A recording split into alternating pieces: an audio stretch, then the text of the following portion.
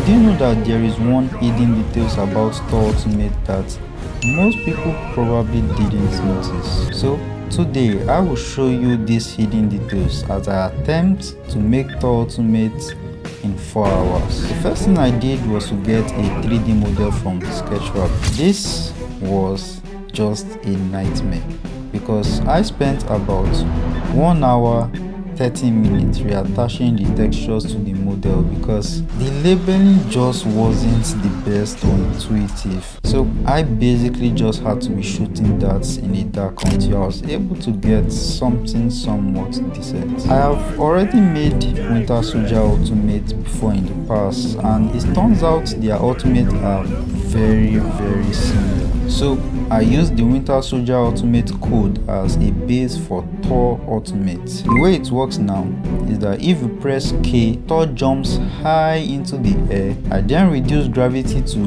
basically 0 to give that floating vibe. Then you press L to attack wherever the player is aiming. To actually deal damage to the enemies, I used a sphere cast to detect if the enemy is in range, shoot an invisible force, and kill any enemy that's in that range. The only problem with this current approach is that Thor doesn't actually strike wherever you're aiming, unlike Winter Soldier. Rather, he always strikes downwards. So instead, I shot a raycast from the bottom of Thor and moved Thor straight downwards to that location. I got a better melee strike animation from Mixamo and segmented the animation into 2 phases, the charge and the strike. I increased the height of the electric particle effect to give it that vibe like he's getting his power from the heavens. Then I also added an electric effect